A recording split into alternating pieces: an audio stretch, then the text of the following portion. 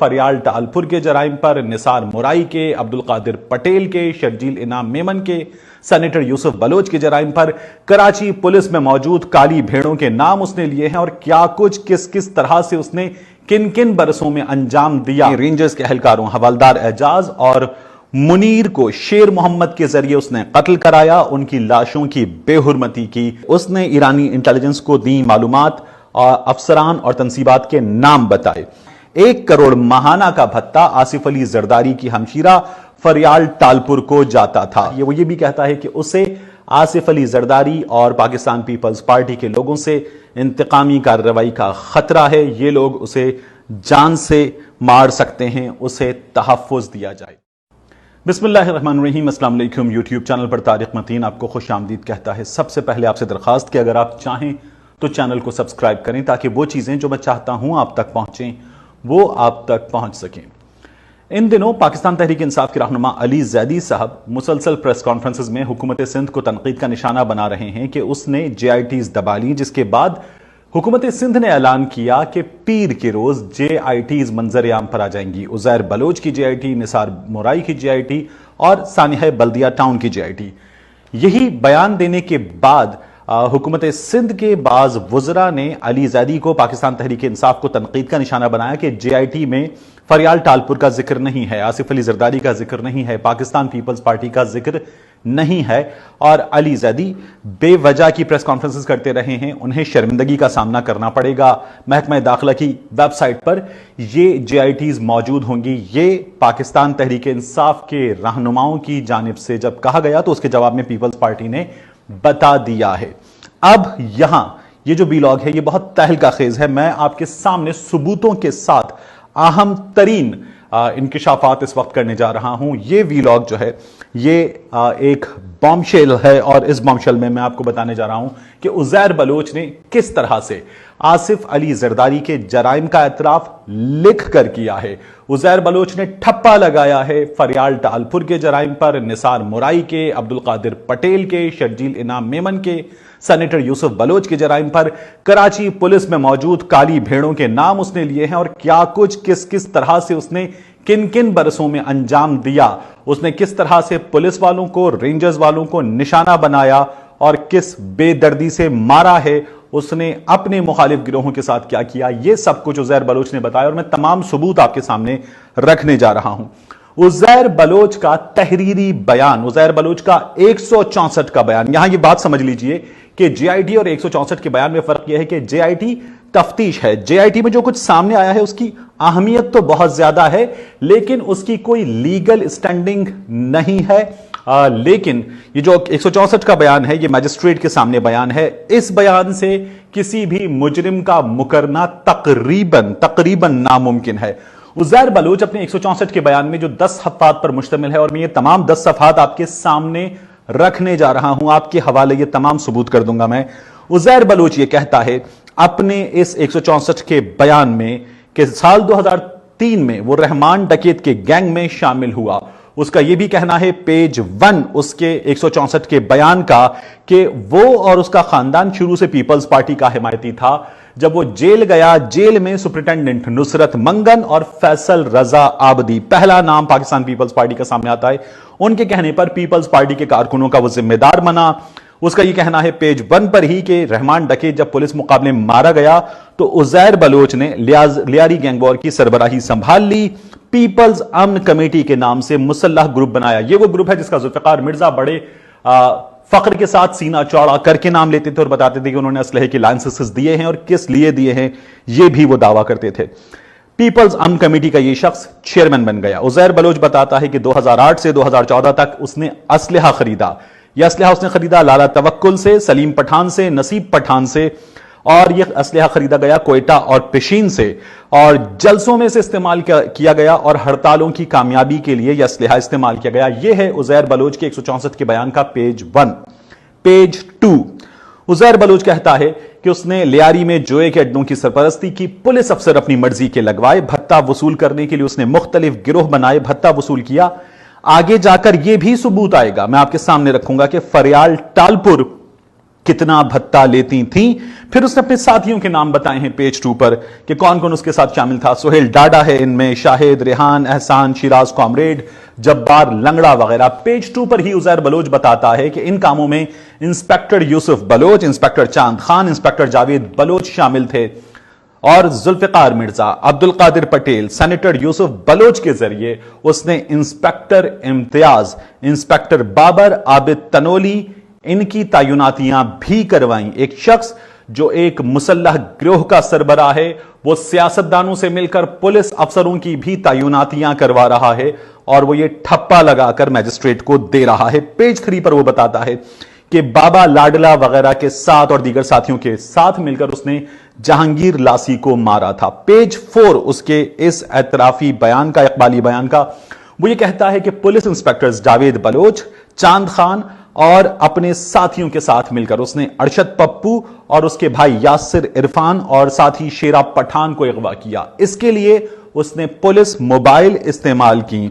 एक गोदाम में ले जाकर इन अफराद के सर उजैर बलोच ने तन से जुदा कर दिए और फिर इनके सरों से फुटबॉल खेली और इनकी वीडियो पूरे पाकिस्तान में फैलाई और दहशत फैलाने का मुर्तकिब बना। पेज 5 पर उजैर बलोच अपने इकबाली बयान में बताता है कि पुलिस मुकाबले जो हुए उनकी तफसील क्या है। पेज 6 पर उजैर बलोच कहता है कि साल 2013 में रेंजर्स के एहलकारों हवलदार एजाज और मुनीर को शेर मोहम्मद के जरिए उसने कत्ल कराया। उनकी लाशों की बेहुरमती की। पाकिस्तान पीपल्स पार्टी के काउंसलर थे चचा खालिक, उनका इसने कत्ल कराया। पेज 6 पर ही उजैर बलोच ये बताता है कि चौधरी असलम, शहीद एसएसपी चौधरी असलम से होने वाले मुकाबले उसके किस तरह के थे, क्या कुछ हुआ इनमें। वो ये भी बताता है कि वो 20 लाख रुपए का भत्ता वसूल करता था जो उसकी जेब में जाते थे। 1 करोड़ महाना, जी हां 1 करोड़ महाना का भत्ता आसिफ अली जरदारी की हमशीरा फरियाल टालपुर को जाता था। उसका यह कहना है कि फिशरीज के महकमे में डॉक्टर सईद बलोच और निसार मोराई को भी उसने ही लगवाया था। उजैर बलोच ने यह भी बताया है पेज 6 पर ही कि सीसीपीओ और एसएसपी लेवल के अफसरों के उसने काम किए। पेज 7 उजैर बलोच के इस इकबाली बयान का, वो ये कहता है कि सेनेटर यूसुफ बलोच ने फरियाल टालपुर और कायम अली शाह से उसे मिलवाया। फरियाल टालपुर और आसिफ अली जरदारी ने उस पर जो मुकदमात थे, इन मुकदमात के नतीजे में उजैर बलोच न सिर्फ मतलूब था बल्कि उसकी हेड मनी भी मुकर्रर हो चुकी थी। उसके सर की कीमत फरियाल टालपुर और आसिफ अली जरदारी ने खत्म करवाई। उसके मुकदमात इन लोगों ने खत्म कराए। फरियाल टालपुर कई दफा टीवी प्रोग्राम्स में कह चुकी हैं कि वो उजैर बलोच को नहीं जानती। जब उनके सामने तस्वीर रखी जाती हैं कि वो उजैर बलोच से मिली तो उनका यह कहना है कि हम सियासी लोग हैं, हमारी जलसों में, तकरीबात में ढेरों लोगों से मुलाकात होती है। इसका यह मतलब नहीं कि हम सबको जानते हैं, सबके साथ काम करते हैं। साल 2013 के इलेक्शन के हवाले से उजैर बलोच ये कहता है कि उसने 4 लोगों को टिकट दिलवाई। ये बात पहले भी कई बार हो चुकी है। इनमें शाहजहां बलोच शामिल हैं, जावेद नागौरी शामिल हैं, अब्दुल्ला बलोच शामिल हैं और सनिया नाज बलोच शामिल हैं। अपनी इस इकबाली बयान के पेज 7 पर ही उजैर बलोच कहता है कि उस मौके पर जब कराची ऑपरेशन बहुत तेज था तो फरियाल टालपुर ने उसे डिफेंस में अपने घर बुलाया। ये उसे बुलावा आया अब्दुल कादिर पटेल और यूसुफ बलोच के जरिए, और जब उनके घर पहुंचा तो वहां शर्जील इनाम मेमन और निसार मोराई पहले से मौजूद थे। इस मुलाकात में लियारी, गैंग वॉर के मामलात पर बात हुई, गोला बारूद किस तरह से इस्तेमाल होता है, क्या कुछ हुआ है, इन चीजों पर बात हुई। और उजैर बलोच को कहा गया कि वो इन हालात में, जब हालात खराब हैं, मुल्क से बाहर चला जाए। उजैर बलोच ये कहता है उसके बाद पेज 8 पर कि उसने कुछ मामलात हवाले किए अपने डकैत साथियों के, अपने गैंग वॉर के साथियों के। कुछ मामलात यहां उसने हवाले किए दीगर लोगों के जिनका पीपल्स पार्टी से ताल्लुक है। यूसुफ बलोच के कहने पर उसने 500 जराइम पेशा अफराद में नौकरियां तकसीम की। फिर अहम तरीन इंकशाफ उजैर बलोच करता है। वो कहता है कि उवैस मुजफ्फर टप्पी, आसिफ अली जरदारी के मुंह बोले भाई, उनके कहने पर उसने आसिफ अली जरदारी को 14 शुगर मिलों पर कब्जा करने में मदद दी है। वो ये भी बताता है कि 15-20 लड़के उसने बिलावल हाउस के अतराफ के लोगों में खौफ व हिरास फैलाने के लिए भेजे। इन लड़कों ने आसपास के बंगलों में रहने वाले लोगों को संगीन नताइज की धमकियां दी, जान से मारने की धमकियां दी, और इन धमकियों के नतीजे में इन लोगों ने آصف علی زرداری کو بلاول ہاؤس سے ملحقہ بنگلے کوڑیوں کے دام بیچے۔ یہ پاکستان کی مہنگی ترین زمین ہے، ایک جانب سمندر ہے، اس کے پیچھے عبداللہ شاہ غازی کا مزار ہے، کلفٹن ہے، بحریہ ٹاؤن کی تعمیرات ہیں، اس طرف بوٹنگ بیسن ہے، پھر یہ جو زمین ہے یہ پاکستان کی مہنگی ترین زمین ہے، لیکن کچرے کے بھاؤ پر انہوں نے اسے خریدا ہے۔ پھر وہ بتاتا ہے کہ اس نے ایران جانے کی کوششیں شروع کی اور اس مقصد کے لیے اس نے کراچی میں موجود جو ایرانی دوست وغیرہ ہیں ان سے رابطہ کیا، کیونکہ اس کے لیے مشکلات بہت بڑھ گئی تھیں۔ پیج 9 پر اپنے اس اقبالی بیان کے عزیر بلوچ کہتا ہے کہ اس نے ناصر بلوچ ایرانی ایجنٹ ہے اس سے رابطہ کیا، یہ ایرانی ایجنٹ اسے ایران لے کر چلا گیا، اسے بارڈر کراس کروایا گیا اور ایران میں اس کی ملاقات کروائی گئی ایرانی انٹیلیجنس کے لوگوں سے۔ یہاں تہلکہ خیز انکشافات ہیں عزیر بلوچ کی جانب سے۔ وہ یہ کہتا ہے کہ ایرانی انٹیلیجنس کے لوگوں نے اس کی معلومات جو ہیں اس سے حاصل کی، اس کی مدد کرنے کی حامی بھری، لیکن ایرانی انٹیلیجنس کے لوگوں نے اس سے معلومات حاصل کی، کراچی میں اہم ترین تنصیبات کی۔ ان تنصیبات کی، ان افراد کی معلومات میں کیا کچھ شامل ہے یہ بہت تہلکہ خیز ہے۔ عزیر بلوچ یہ کہتا ہے کہ اس نے ایرانی انٹیلیجنس کو دی معلومات، افسران اور تنصیبات کے نام بتائے، اس نے ان کے پتے بتائے، ان میں کراچی میں پاک فوج کے اعلیٰ ترین افسران ہیں، رینجرز کے اعلیٰ ترین افسران ہیں اور پاک فوج کی اور رینجرز کی اہم ترین تنصیبات ہیں۔ اس نے نہ صرف ان کے نام بتائے، ان کے پتے دیے۔ عزیر بلوچ کا یہ کہنا ہے کہ ایرانی انٹیلیجنس کو اس نے نقشے بھی دیے، ان میں کور ہیڈ کوارٹر کا نقشہ اس نے دیا، کور کمانڈر کی رہائش گاہ کا اس نے نقشہ دیا، نیول ہیڈ کوارٹر کراچی کا اس نے نقشہ دیا، اور یہاں پر موجود اہلکاروں کی تعداد کس وقت کس طرح سے ہوتی ہے، کتنی بڑی تعداد میں یہاں پر موجود ہوتے ہیں، اور وہ یہ بھی بتاتا ہے کہ ان کی حفاظت پر معمور جو ڈیوٹیز ہیں وہ کس وقت کس طرح سے ہیں اور ان کی تعداد کتنی ہوتی ہے اہم ترین ذمہ داریوں پر۔ اور ساتھ ہی اس نے مزید معلومات جو کوئٹہ میں افواج پاکستان کی تنصیبات ہیں اور افسران ہیں ان کے حوالے سے مزید معلومات اپنے ساتھیوں سے لے کر ایرانی انٹیلیجنس کو فراہم کرنے کا وعدہ بھی کیا۔ عزیر بلوچ پیج 9 پر یہ بتاتا ہے کہ ایرانی انٹیلیجنس کی جانب سے اس سے کہا گیا کہ وہ دبئی میں رہے، وہاں اس کے لیے کام کرنا آسان ہوگا۔ پھر آتا ہے ناظرین اس اعترافی بیان کا 164 کے اعترافی بیان کا آخری پیج 10، یہ بہت اہم ہے۔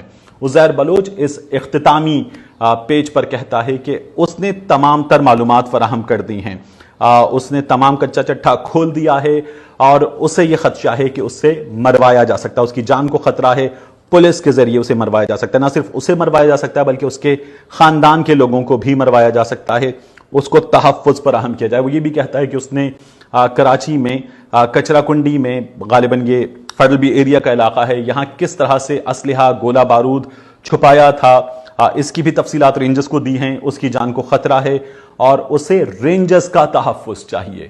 جن کی زندگیاں اس نے لی ہیں، جن کی لاشوں کی اس نے بے حرمتی کرنے کا اعتراف کیا ہے، ان رینجرز اہلکاروں کی عزیر بلوچ کے مطابق اسے تحویل میں حفاظت محسوس ہوتی ہے اور اسے ان کی ذمہ داری چاہیے، ان کی حفاظت چاہیے۔ وہ یہ بھی کہتا ہے کہ اسے آصف علی زرداری اور پاکستان پیپلز پارٹی کے لوگوں سے انتقامی کارروائی کا خطرہ ہے، یہ لوگ اسے جان سے مار سکتے ہیں، اسے تحفظ دیا جائے۔